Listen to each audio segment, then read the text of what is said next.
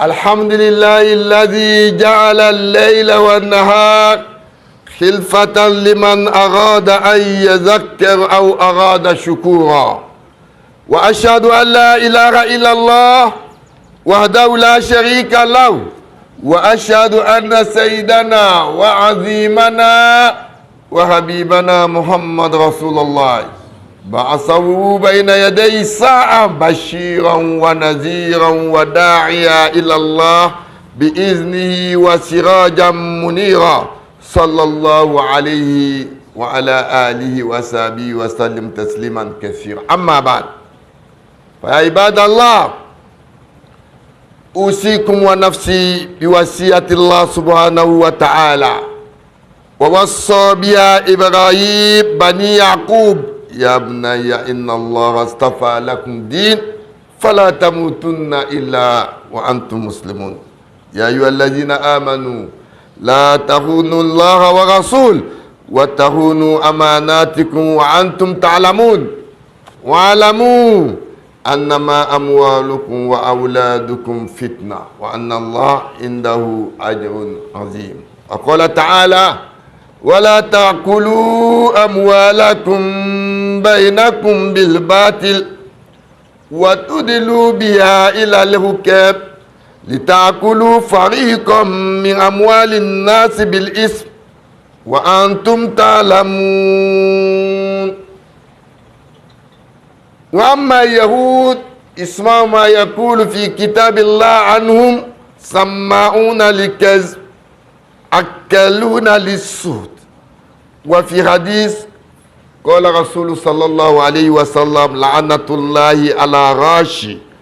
وفي قوله أيضا يقول من استعمل رجلا من إصابة أي طائفة وفيه من هو أرض الله فقد خان الله ورسوله والمؤمنين ومن استعملناه على عمل فرزقناه رزقا فما أخذ بعد ذلك فهو غلول. صدق الله وصدق رسول.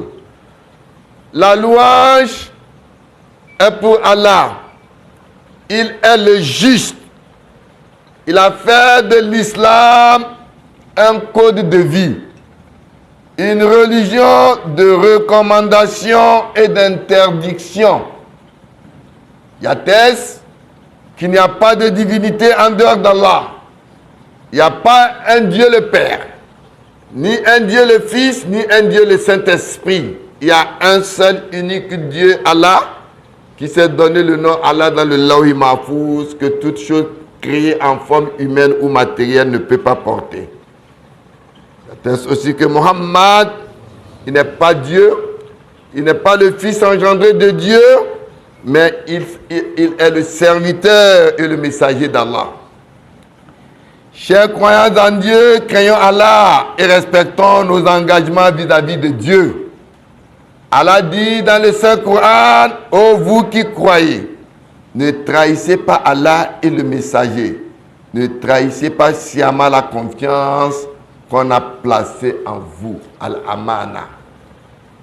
La confiance qui est Al-Amana, c'est être un imam, c'est être un directeur de service, c'est être un enseignant, c'est être un chef de famille. Allah dit, et sachez que vos biens de vos enfants ne sont qu'une épreuve et qu'auprès d'Allah, il y a une énorme récompense. La confiance, ici, est la religion.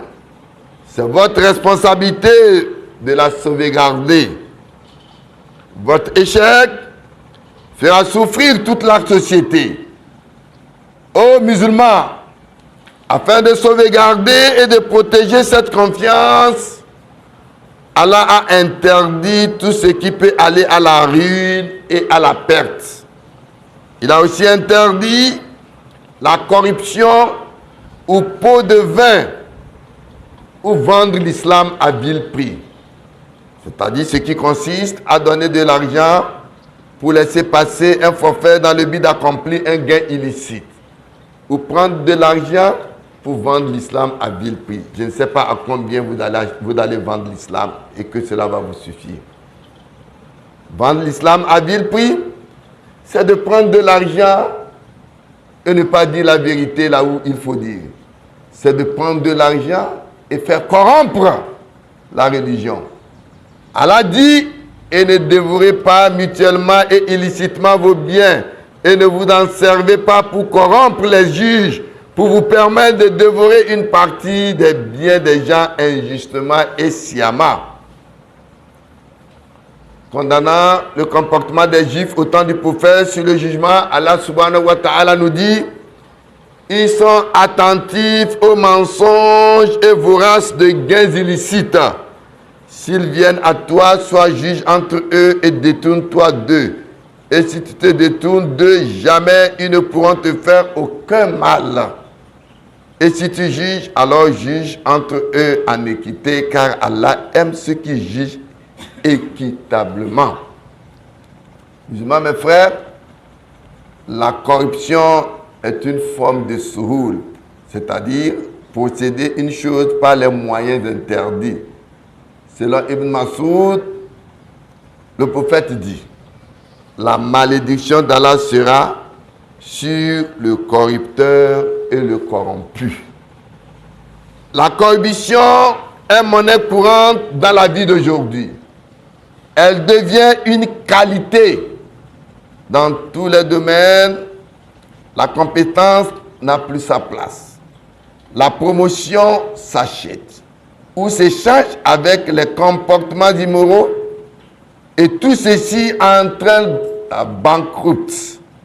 Le prophète de l'islam nous a mis en garde à ce sujet quand il dit « Quiconque confie l'autorité à un homme parmi un groupe alors qu'il y a meilleur que lui, ce dernier aurait trahi Allah, le messager et les croyants. » De la même manière, ne sont pas acceptés les meilleurs dossiers d'un projet, mais les projets à corruption, ce qui entraîne un travail mal fait.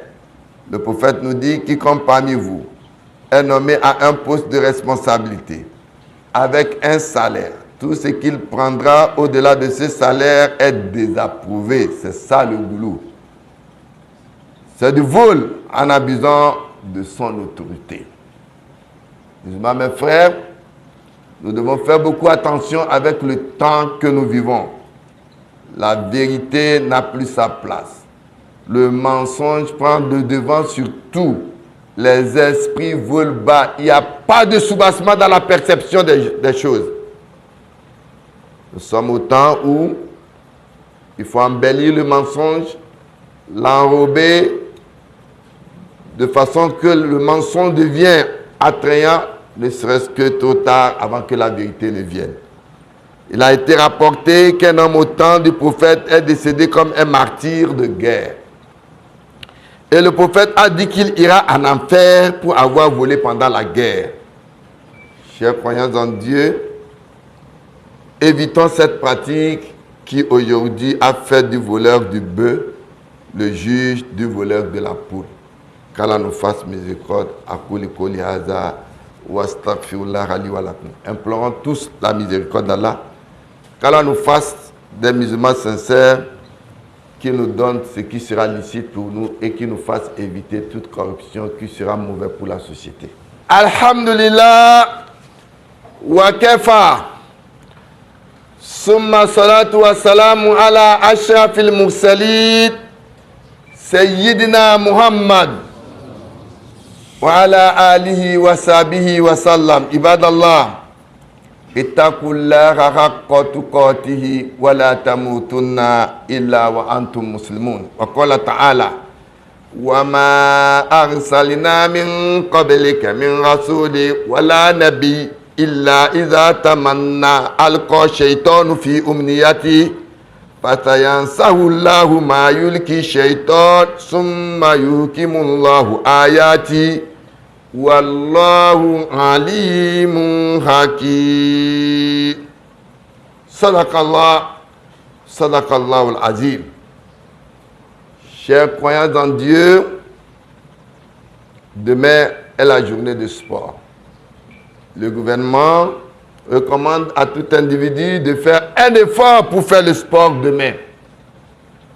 Ce même sport dont un philosophe dit dans ses termes que le sport est le plus sûr moyen de produire une génération de crétins malfaisants.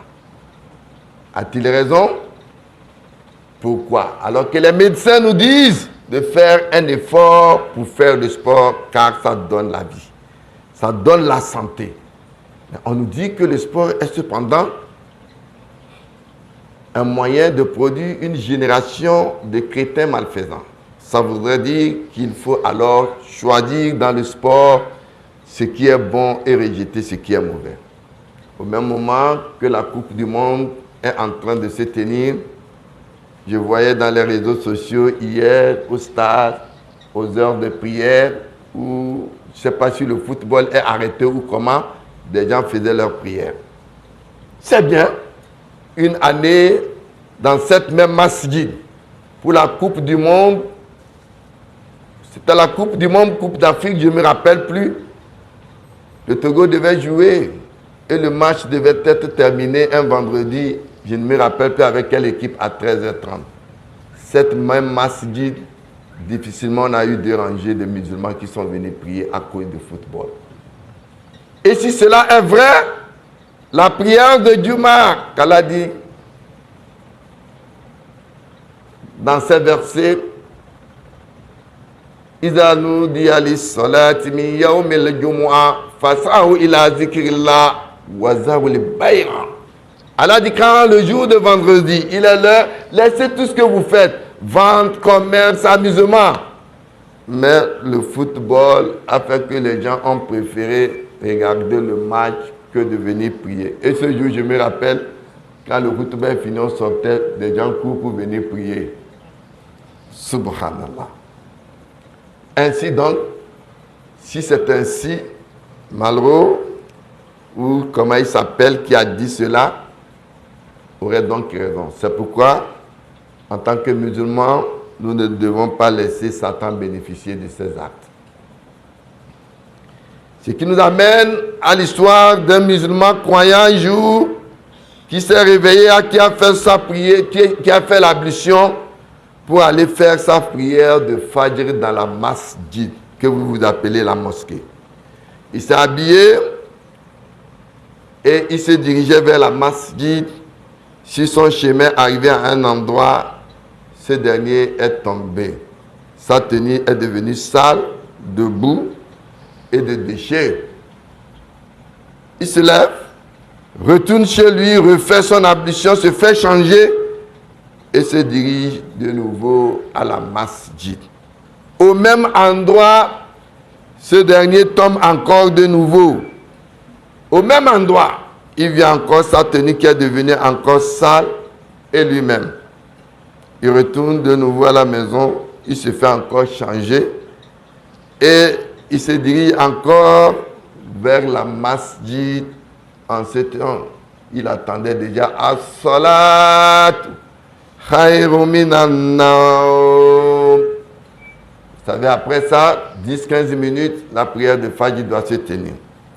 Cette fois-ci, au lieu de tomber à ce même endroit, il voit un homme venir vers lui avec une lampe pour l'éclairer. Ce dernier était tout en blanc, signe d'un musulman. Vous savez, quand vous voyez quelqu'un en djellabia blanc, correct, on ne doute pas c'est un musulman. Quand bien même c'est une tenue, vous allez à Dubaï dans les boîtes de nuit, les gens portent ça pour vous faire les boîtes. Mais c'est un signe de pureté un peu chez nous ici pour dire qu'il est musulman. Ce musulman pose la question à cette année, qui êtes-vous? L'homme en question répond, je t'ai vu tomber 2 fois de suite à cet endroit. Quand tu te dirigeais donc vers la masjid, et j'ai décidé cette fois-ci à porter la lampe pour t'éclairer le chemin. Le musulman en question le remercie pour sa gentillesse et tous deux se dirigeaient vers la masjid. Arrivé à la porte de la masjid, Le musulman demande à ce dernier habillé en blanc, donc, qu'il a éclairé de rentrer avec lui donc dans la masjid pour faire la prière de Fajr, parce qu'il était déjà l'heure. Bientôt, Iqama va commencer. Et ce dernier refuse. Il refusa donc et il lui demanda à plusieurs reprises. Sa réponse était toujours la même. Non, je ne vais pas rentrer. Le premier, le musulman, lui demande la raison pour son refus de prier. Et c'est en ce temps qu'il dit en son nom qu'il est Shaitan. Le musulman fut choqué et surpris. Et Shaitan a commencé par lui expliquer les faits. Il dit, c'était moi qui t'avais fait tomber quand je t'ai vu te diriger vers la masjid pour te décourager d'aller prier. Quand tu es retourné à la maison et t'es repurifié, il m'a été révélé qu'Allah t'a pardonné tous tes péchés. Il t'a alors fait tomber une deuxième fois. Et quand tu as pris encore le courage d'aller encore te rendre pur et retourner à la masjid, Allah donc t'avait pardonné en plus de tes péchés, les péchés de toute ta famille. Et ainsi, Satan dit, cela m'a fait peur. Et je me suis dit, si je répétais encore mes actes, Allah risquerait de pardonner le péché de tous ceux qui sont avec toi dans le village. Ainsi, j'ai pris soin de te faire arriver à la masjid en sécurité. Ainsi donc, ne laissons pas Satan bénéficier de ses actions. Quand Merleau nous dit le sport est le plus sûr moyen de produire une génération de chrétiens malfaisants, à l'heure où je suis en train de parler, il y a un match de Coupe du Monde qui est en train de se diriger. Mais il y a des gens qui doivent venir prier, mais qui attendent la fin de ce match avant de venir prier au moment où la prière sera déjà terminée. Ce qui m'a marqué cette année, je ne me rappelle plus de l'année au Togo ici. Qu'est-ce que l'Alam du Togo, là, je ne me rappelle plus quelle année. Dans cette même masjid, plein, à peine on a 3 rangées. À la fin, les gens courent pour venir prier. Allah subhanahu wa ta'ala dit au prophète Muhammad, nous n'avons envoyé avant toi ni messager ni prophète qui n'ait récité ce qu'il a été révélé sans que le diable n'ait essayé d'intervenir pour semer le doute dans le cœur des gens au sujet de sa révélation. Allah abroge ce que le diable suggère et Allah renforce ses versets. Allah est omniscient et sage. Vous savez, Satan, comment il travaille? Allah a donné à l'homme 2 cœurs. Il lui a donné an-nafsu lawama wa nafs amaratu bis-su. Et le cœur qui te reproche, il est l'heure pour Juma. Satan dit non, attends, avant que tu ne lèves là, on aurait marqué un but derrière toi. Et c'est an-nafs amaratu bis-su qui a été dirigé par Shaitan. C'est tout comme un homme qui était dans le désert, qui avait besoin d'un bien ou d'une force, à qui on donne une force. Et qu'on lui dit, ta force, tu donneras à la première personne qui viendra vers toi et que tu seras dans le besoin. Ainsi, ton problème sera résolu. La première personne qui vient vers lui était une femme qui lui dit, ça fait des années que je suis en grossesse, je n'ai pas accouché, je cherche un pouvoir ou un moyen de me faire accoucher. Tu me payes combien? Elle dit non, je n'ai rien, je suis prête à devenir servante ou aller manœuvrer pour venir te payer. Au même moment, une autre personne vient avec une mallette en main. Voilà ma femme qui n'a pas accouché, je cherche un produit pour me le faire accoucher. Et ce dernier lui promet des millions. Alors, rappelez-vous, on lui a dit, tu donnes à la première personne qui serait dans le besoin. En regardant les millions cash, et celle qui viendra lui payer après, il préfère donner ce pouvoir à ce dernier. En réalité, ce dernier n'est que Satan qui est déguisé en un homme. Le jour de Kiyama, il arrivera quand il sera dans les difficultés. Et il va dire, ah voilà celui que j'avais aidé sur terre. Et c'est le discours de Satan qui va prévaloir ce jour-là. Waqala shaytan lamma qudiya al-amr inna Allaha wa'adakum wa'ada al-haqq wa wa'adtukum. Satan va dire ce jour-là que Dieu vous avait fait une promesse. Et moi, Satan, j'ai fait autre promesse. Quelle était la promesse de Dieu? Tu donnes le produit à la première personne nécessiteuse. Satan, lui, il vient se déguiser en toi, en une autre personne. Et c'est Satan, il dit, wa'adkum, moi, je vous ai fait autre promesse. Et il dira, ma alaykum bisultan illa an da'awtukum fastajabtu li. Je n'avais pas d'autorité que de vous inviter, mais vous m'avez répondu. Sinon, il pouvait refuser à Satan. Alors il dira, fala talumuni, walumu anfusakum. Ne me reprochez pas, vous devez vous reprocher. Allah dit, yaj'al ma yulki shaytan fitnatan lil ladzina fi qulubihim marad wal qasiyatu qulubuhum wa inna az-zalimina la fi shiqaqin ba'in, afin que de faire de ce que jette le diable une tentation pour ceux qui ont une maladie au cœur et ceux qui ont le cœur dur.